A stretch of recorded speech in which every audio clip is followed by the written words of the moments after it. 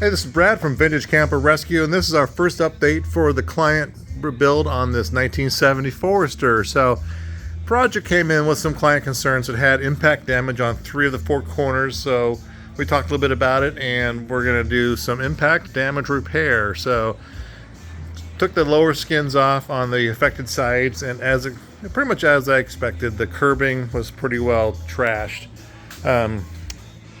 Nice thing is the curbing.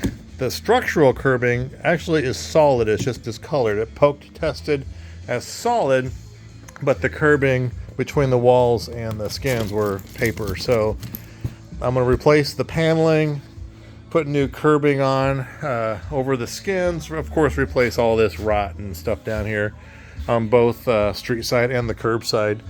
But surprisingly, and this is a first for me, when I pulled off the lower skin, this bottom area is in remarkably excellent condition. I don't have to do anything on this wall, but I am going to have to come in and repair both the structural side and the curbing side on the rear street part of this camper where the impact damage was.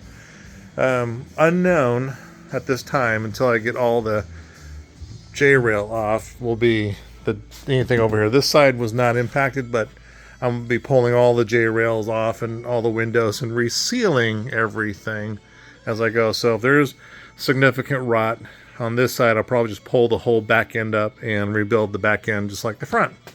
That is all part of the scope of work that we agreed on for this project. Nice thing is the impact was significant, both a little bit of heat and a rubber mallet. I was actually able to get the metal back out to where it's no longer, it wasn't really creased, it was just dented in really bad.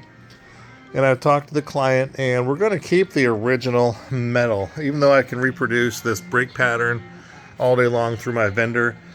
Whenever I can rescue metal and doesn't have holes in it and it's not creased, it's nice to be able to rescue it and put it back on the camper, and that's what we're going to do. So this is just a first week 1 update.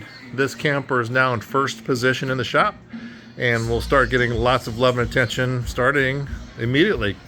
All right, this is Brad from Vintage Camper Rescue, just for our week 1 update.